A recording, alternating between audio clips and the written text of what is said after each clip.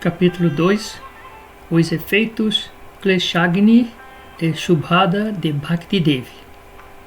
A fé, a associação com os devotos e a prestação de serviço devocional. Nesta obra, o leitor não encontra uma dissertação completa sobre dualismo e monismo. Aqueles interessados no assunto, recomenda-se a leitura da obra Aishwarya Kadambini. Bhakti pura, livre da mistura com karma e jnana, é como uma eterna trepadeira dos desejos a nascer no plano sensorial, de modo que aqueles que adotaram esse caminho possam percebê-la. Tal trepadeira de Bhakti é o refúgio dos devotos que têm o voto firme, Drita Vrata, de jamais buscarem por algo diferente de Bhakti. Assim como as abelhas, Madhuvrata, são obcecadas pelo desejo de saborear unicamente néctar. Bhaktidevi é a inspiração para todas as atividades favoráveis ao processo de rendição ao Senhor Supremo. Assim como uma pedra filosofal, Bhaktidevi gradualmente converte o ferro da percepção sensória material no ouro do entendimento espiritual, simplesmente pelo poder de sua associação. O serviço devocional regulado e o serviço devocional espontâneo. Assim como em uma trepadeira, a desabrochar, nascem duas folhas, uma de frente para a outra, no processo do serviço devocional, duas qualidades nascem. A primeira se chama Kleshagni, o alívio da aflição material, e a segunda se chama Shubhada, o começo de toda auspiciosidade. A parte compreendida entre a suave superfície superior das duas folhas é a jurisdição do rei chamado Raga, amor espontâneo. Tal jurisdição é superior devido à avidez natural por tudo que é relacionado com o Senhor e devido à afeição genuína pelo Senhor em um relacionamento em particular. Eshamaham priyatma shutascha shakha guru surido daivan mistan. Os devotos me aceitam como seu amigo, seu parente, seu filho, preceptor, bem-querente e deidade suprema. Srimad Bhagavatam 3.25-38. A superfície inferior e externa das folhas é do domínio de outro rei chamado Vaidha, atração sob regras e regulações. Este é considerado inferior em razão de seu caráter ser marcado pela aspereza proveniente da formalidade dos decretos escriturais, o que estorva a possibilidade de intimidade, ternura e expressão aberta de suas intenções e de seus sentimentos. Tasmad Bharata Sarvatma Bhagavan Nishwaro Hari, ó descendente do rei Bharata, aquele que deseja se livrar de todas as misérias, deve ouvir sobre o Senhor, glorificá-lo e se lembrar dele, que é a super-alma, o controlador e aquele que salva as pessoas de todos os sofrimentos. Srimad Bhagavatam 2.1.5. Embora o serviço devocional regulado, Vaidibhakta, não seja tão puro quanto o serviço devocional espontâneo, Raga Bhakti, há pouquíssima diferença entre esses dois estágios no que diz respeito à habilidade de ambos concederem alívio da aflição material, Kleshagni, e dar início a toda auspiciosidade, Shubhada. Kleshagni e Shubhada. Os 5 tipos de kleshas serão agora descritos. O significado literal de klesha é aflição. Aqui, no entanto, o significado deve ser aceito como as causas da aflição. Estes kleshas são a causa das atividades pecaminosas e piedosas que resultam em infortúnio e boa fortuna materiais. Avidya, ignorância, considerar permanente o que é impermanente, considerar bem-aventurado aquilo que é repleto de miséria, considerar puro o que é impuro, e considerar o eu o que não é o eu. Asmitar, falso ego, a identificação corpórea de eu e meu, e a aceitação unicamente da percepção sensorial direta como real. Raga, apego material, o desejo por felicidade material e o anseio pelos meios da sua obtenção. Dvesha, aversão material, repulsa pela infelicidade e pelas causas da mesma. Abhinivishesha, absorção no corpo com a base para gratificação sensorial e medo da morte. As reações a atividades pecaminosas, que também são parte da aflição, passam por 4 estágios. Parabhada, reação já frutificada. Aparabda, reação não frutificada. Kuta, estágio pré-semente. Bija, estágio semente.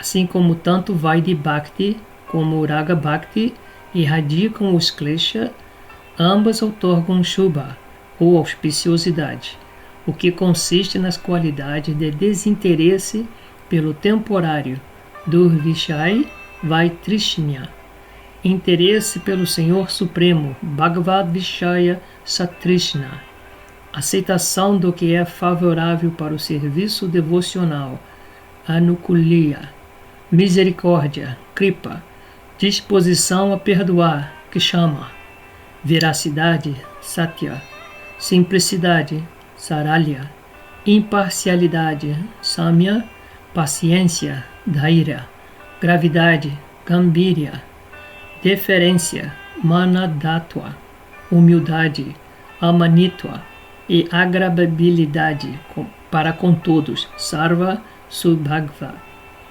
O fato de que Bhakti outorga tais qualidades é evidenciado pelo seguinte verso: Yasya Bhakti Bhagavati Kinchana Sarvai Gunas Tatra Samaste Suraha. Todos os semideuses e suas qualidades insígnias manifestam-se no corpo da pessoa que desenvolveu devoção imaculada à Suprema Personalidade de Deus. Por outro lado, quem está desprovido de serviço devocional e ocupa-se em atividades materiais não tem boas qualidades. Mesmo que ele adote a prática de yoga místico ou esforce-se honestamente para manter sua família e parentes, tem que ser arrastado por suas próprias especulações mentais e é forçado a ocupar-se em servir a energia externa do Senhor. Como pode haver alguma boa qualidade nesse tipo de homem? Srimad Bhagavatam 5.18.12.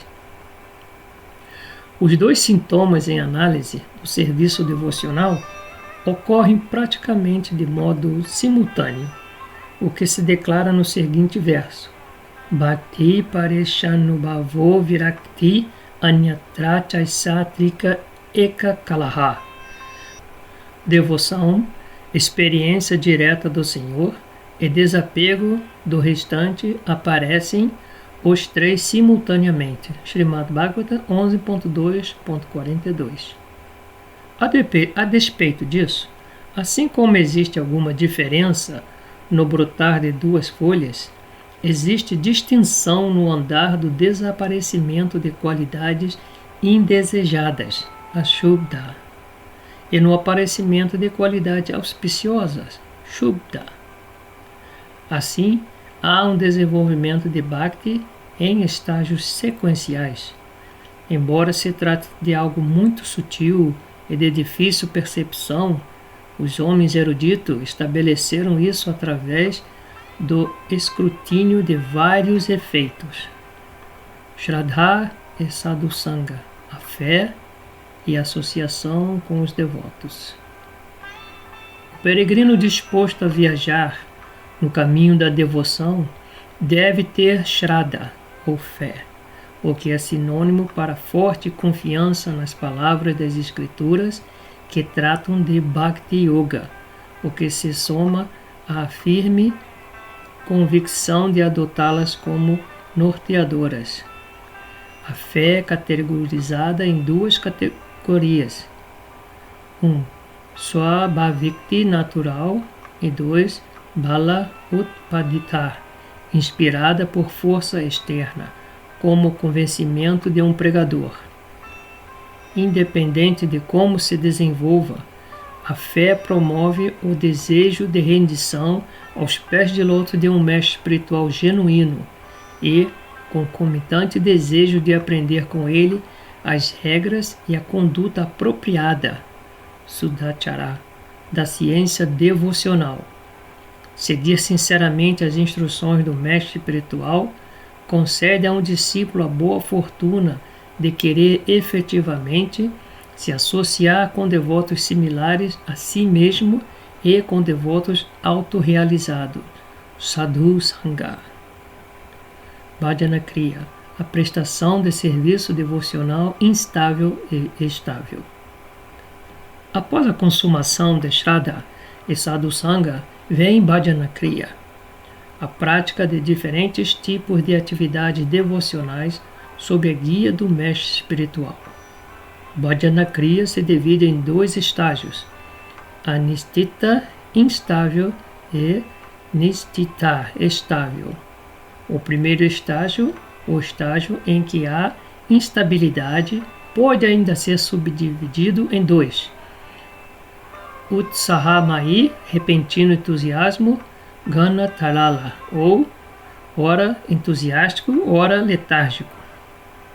Vyuda Vikalpa, estágio de indecisão em que dúvidas ameaçam a determinação pessoal. Vishwasangara, estágio de batalha interna contra o desfrute sensorial material. Nyamakshama, instabilidade para manter os votos. Tarangarangini, apego à riqueza, adoração, distinção e assim por diante. As três primeiras fases do serviço devocional instável. Comecemos por discutir o estágio primário de Anistita Bhajana Kriya. O estágio de Utsahamai. Quando um jovem estudante começa seus estudos de nível superior, ele considera-se um erudito digno de louvor por parte de todos.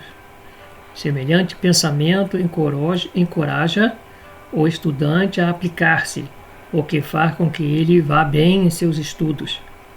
Similarmente, quando um neófito dá início à sua vida espiritual, ele adota-a com grande entusiasmo, considerando-se alguém especial. O exemplo do jovem estudante ilustra também o estágio seguinte. Às vezes, o estudante se dedica diligentemente aos seus estudos e outras vezes, em virtude da inabilidade para compreender a temática do estudo e em virtude da falta de gosto verdadeiro pelo menos, torna-se negligente. Da mesma forma, um novo devoto às vezes pratica as diferentes atividades do serviço devocional bem e outras vezes negligencia-as, porque sua determinação é ora condensada, Gana, e ora rarefeita, Tarala. Seu empenho se chama Gana Tarala. O terceiro estágio de Anistita Bhajana Kriya é um interessante estágio da vida espiritual que se chama Vyuda Vikalpa. Nele, o devoto às vezes pensa: convencerei minha esposa e minha família a se tornarem conscientes de Krishna e a adorarem o Senhor. Transformarei minha casa em um templo e permanecerei nela praticando alegremente serviço devocional. Em outros momentos ele pensa: abandonarei minha família, minha casa e demais distrações e irei para Vrindavana, o mais sagrado dos locais de peregrinação, a fim de atingir a perfeição dedicando-me em tempo integral ao processo de ouvir, cantar e assim por diante. Ou ele conflita as duas possibilidades em um mesmo pensamento.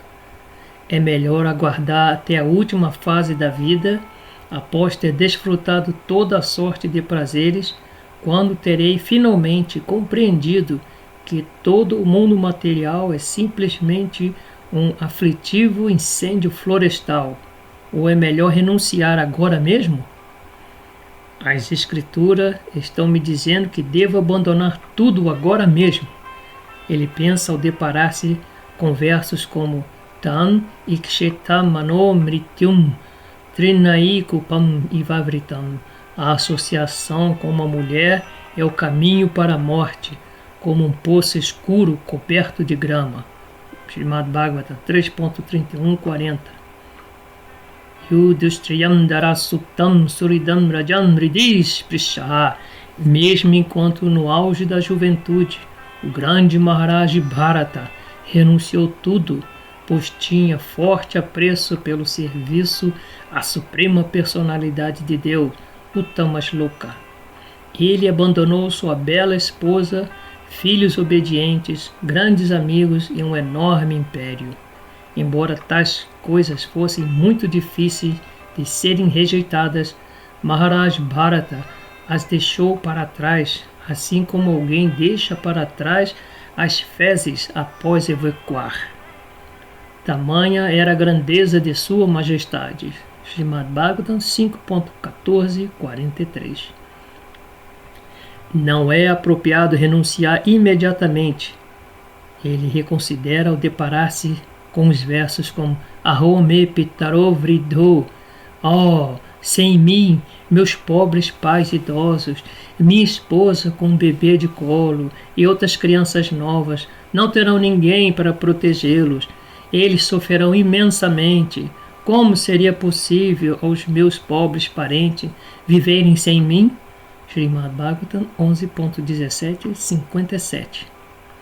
Evan Grishaya Kipshipta Hridayo Mudadhirayam. Se alguém renuncia à vida familiar em um estado não saciado, ele pensará na vida familiar mesmo após a renúncia. Caso semelhante, tolo morra em tal condição, ele irá para as mais escuras regiões do inferno. Srimad Bhagavatam 11.17-58. Mediante tais declarações, o Senhor deprecia a renúncia precoce, constatando por meus pensamentos que ainda sou muito fraco para deixar a vida familiar. Irei, por ora, viver de maneira simples, trabalhando apenas para manter o meu corpo vivo. No momento oportuno, irei sem tardar para Vrindavana e passarei meus dias e noites adorando profundamente os passatempos da Suprema Personalidade de Deus. Afinal, as Escrituras declaram o seguinte: Najanam nacha varaikyam prayashrayo bhaveiha. Nem o cultivo de conhecimento, nem a renúncia são benéficos na prática de Bhakti. Srimad Bhagavatam 11.20.31. De acordo com este verso, uma vez que a renúncia não suscita Bhakti, observar a renúncia separadamente é um erro na cultura de Bhakti. Caso a renúncia nasça na própria Bhakti, por outro lado, não há nada de errado, visto que a renúncia passa a ser um efeito, o que prova tanto a efetividade de Bhakti como sua superioridade. Por outro lado, na ordem de Sannyasa, a pessoa não precisa perder tempo pensando em sua manutenção. Haja visto o seguinte famoso aforismo lógico: Yad yad astramam dagat sab shukas tadanna paripurnam aiksata. Quando o renunciante mendiga de porta em porta, ele sabe que as despensas das famílias estão cheias de grãos porque ele recebe em caridade.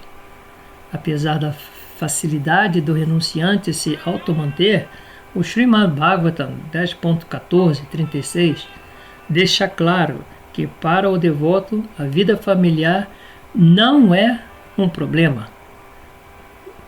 Meu querido Senhor Krishna, até que as pessoas se tornem vossos devotos, seus desejos permanecem ladrões, suas casas, prisões e seus sentimentos afetivos para com os membros familiares, algemas. Como a vida doméstica não é perigosa para o devoto, permanecerei em casa e me ocuparei na redenção ao Senhor. Talvez eu deva praticar, ouvir sobre Krishna ou cantar os nomes e a fama de Krishna. Ou talvez eu deva seguir Ambarish Maharaj e executar todos os 9 angas de Bhakti dentro da vida de chefe de família. Desta maneira, a mente passa o tempo vacilando entre a vida familiar e a renúncia. Quando a pessoa imagina desta forma vários tipos de opções, o nome atribuído ao fenômeno é Viuda Vikalpa, extensa especulação. As 3 últimas fases do serviço devocional instável. Vishaya Sangara é o estágio quando as dúvidas e os argumentos conflitantes são resolvidos dentro do coração do devoto e ele fica convencido da preferência pelo caminho da renúncia. Aqueles absortos no gozo material dos sentidos não podem obter devoção a Vishnu. Acaso é possível encontrar um objeto perdido no oeste buscando-o no leste? O devoto sente que seus desejos por desfrute sensual estão forçando-o a satisfazer seus sentidos, o que ele entende está enfraquecendo sua atração pelo processo de cantar e servir devocionalmente. Ele decide, por conseguinte, que deve abandonar prontamente tais desejos e cantar o santo nome com completa fé, refugiando-se inteiramente nele, muito embora em tal processo ele talvez seja vitimado pela gratificação sensorial.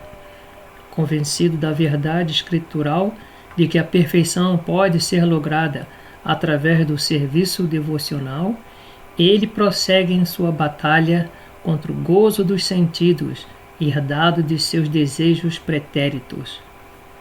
Conquanto, ora vencedor, ora perdedor, quando derrotado, ele sente-se desgostoso e revoltado com sua fraqueza e segue adiante. O devoto em Vishaya Sangara é expresso da seguinte maneira no Srimad Bhagavatam. Ele sabe que a gratificação sensorial conduz ao sofrimento, mas, embora tente abandonar os desejos materiais, ele ainda é incapaz. Srimad Bhagavatam 11.20-27.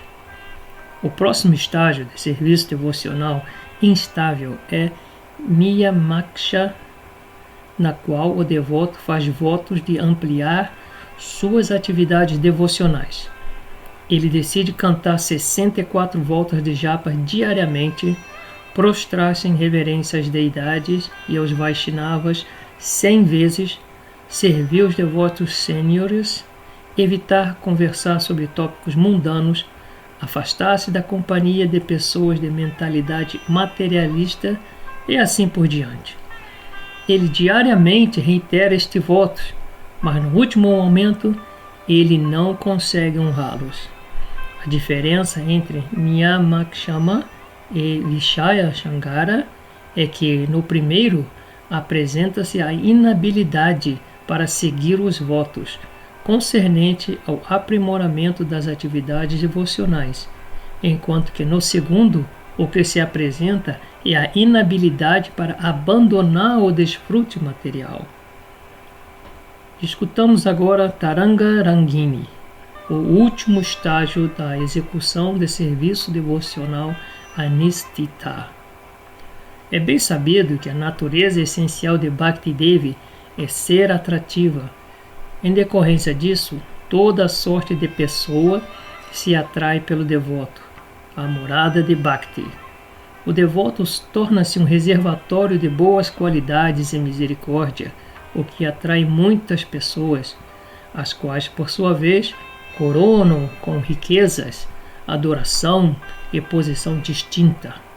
Contanto, tais acoladas venham como subprodutos de Bhakti e elas podem impedir o crescimento espontâneo da trepadeira da devoção como ervas daninhas, o estágio em que se aceita os prazeres pessoais proporcionados por tais oportunidades, que não são nada senão ondas do oceano do serviço devocional.